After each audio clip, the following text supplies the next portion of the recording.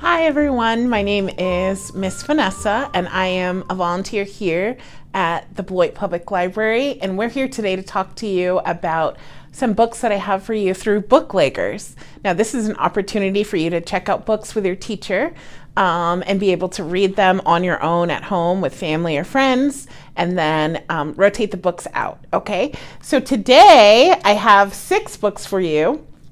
The first one is called Get That Pest. Now this book is really nice because it has a lot of different pictures in it, and it's really about Mom and Pop Nash, and they own a farm, a chicken farm.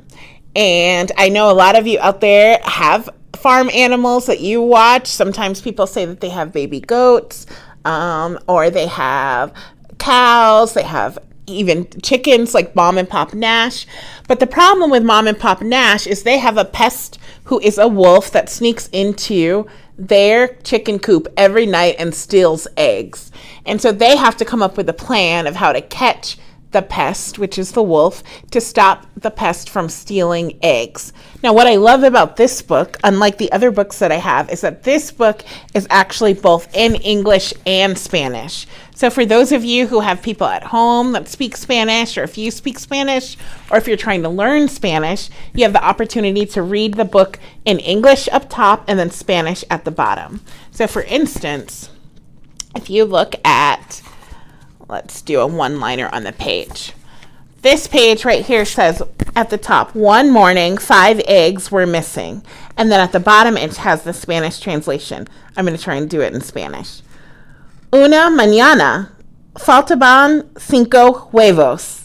See, so you can read English up top, Spanish at the bottom if you're trying to learn, or if you have somebody at home who only speaks Spanish, they're able to read the book with you too, okay? So this is called Get That Pest. That's the first book that we're talking about.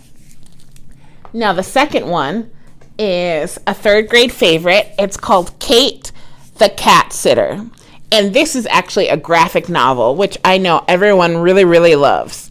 And Kate, I'm going to read this about you. Katie is dreading the summer ahead while her best friends will be away at camp.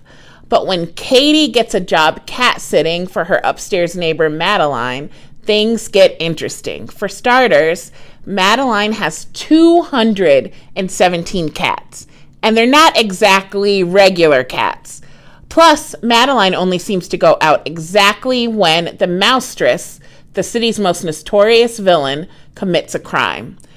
Could it be that Katie's neighbor is really a supervillain, and that it's up to Katie to unwrangle a whole lot of wayward cats, save a best friendship, and crack the biggest story in the city's history? So you're going to check this book out.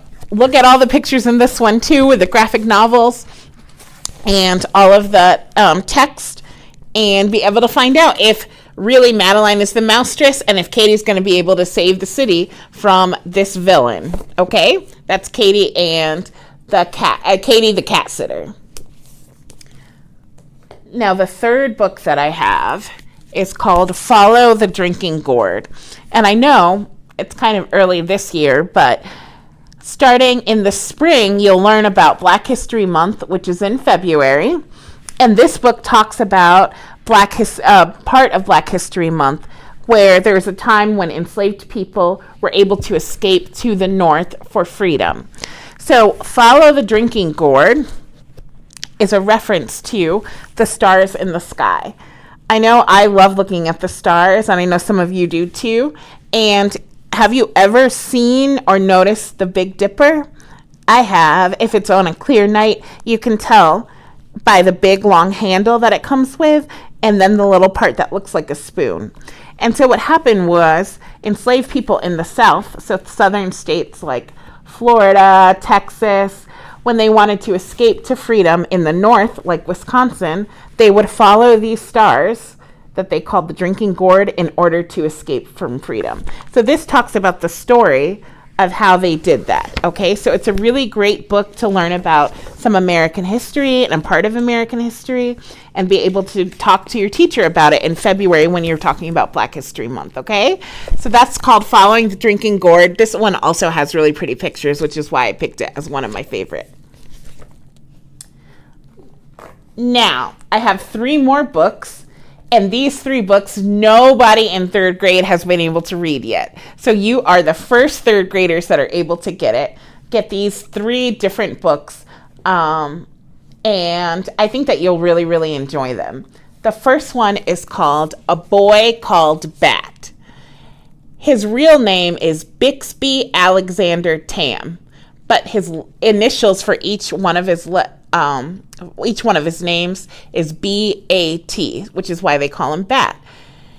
And so for Bat, life tends to be full of surprises, some of them good, some not so good. Today, though, is a good surprise day.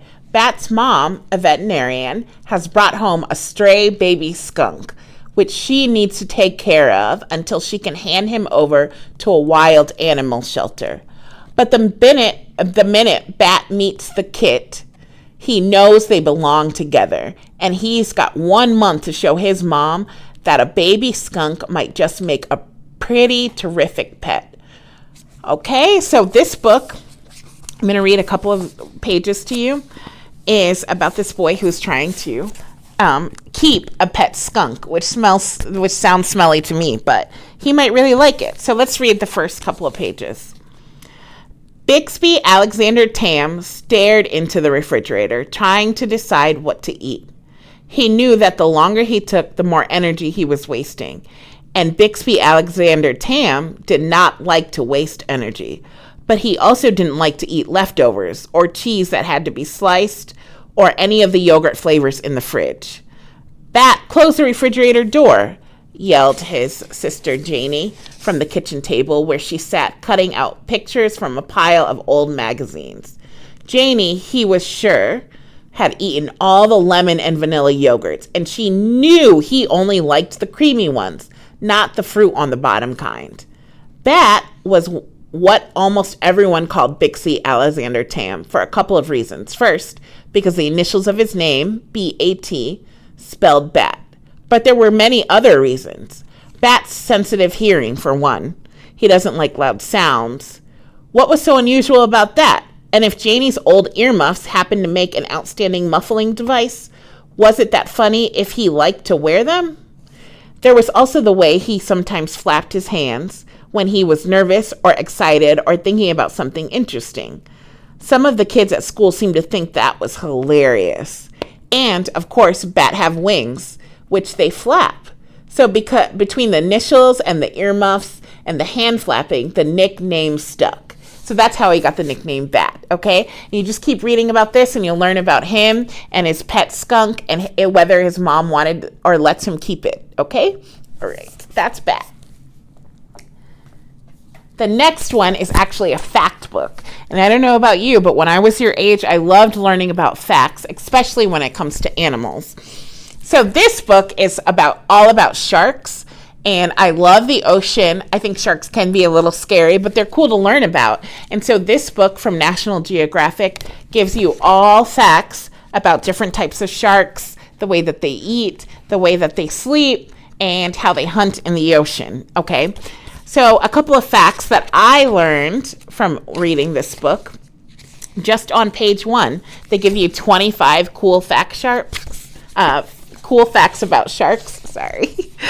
And so I'm going to read a couple of cool facts that I did not know.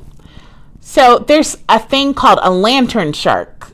I don't know if anybody's ever heard of a lantern shark, but I didn't know lantern sharks exist. But those sharks glow in the dark, which is where they get their name. Another cool fact is there are a few shark species that live in freshwater rivers in India, Southeast Asia, and parts of Australia. So they're not just all in the ocean. Also, sharks can only swim forward. Now, some people might already know that fact, but I think it's interesting that they can't swim backwards at all. So they can only move forward when they're swimming in the ocean. And then great white sharks, which are the super scary ones, that everyone talks about because they can be so big, they actually are named for their white on their bellies. So that's how they got the name great white sharks.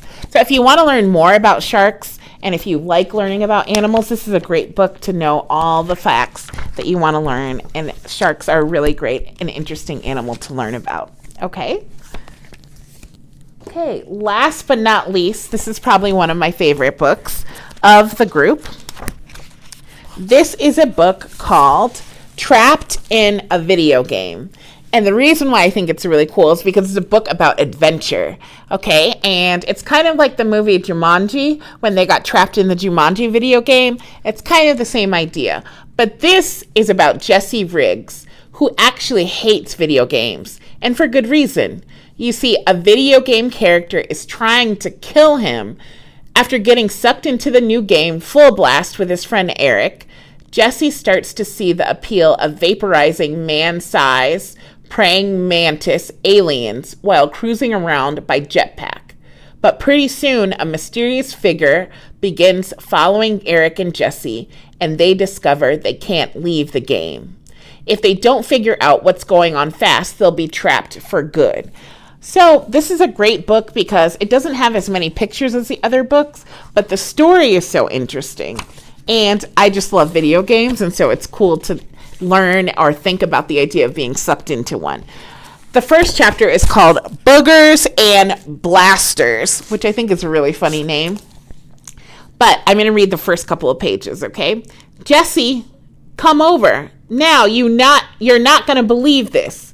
That was the text that ruined my life. I know. That doesn't sound like a life ruiner, especially because the text sender, my friend Eric, says, you're not going to believe this about the world's most believable things. Just in the past month, he's told me that I wouldn't believe a piece of toast that looked exactly like Darth Vader. It looked exactly like a burnt piece of toast. He said I wouldn't believe a sweet trick he learned on his bike, riding for literally 1/2 of 1 second without holding onto the handlebars, and a really big booger. That one actually was pretty impressive. I ignored the text for a little bit because nothing makes Eric talk faster than silence. When he didn't write back after 5 minutes, I finally replied, what is it? See, so even in the first page, it's already full of adventure and mystery, and I think it's going to be exciting for you to read about what happens to Jesse and Eric in this video game. So I would check this book out if you're interested in seeing what happens to them. There are plenty more books here that you can check out at the library. If you come here, they have a really awesome kids section. And I know that at the end of the school year, you're going to take a field trip with your teacher to the library to check it out, okay? So if you have any more questions, just please ask your teacher. These books will be available for you. And like I said, you rotate them through. So if you don't get your first choice right away, you will have the option to get it later, okay? All right, bye. Thanks, everybody.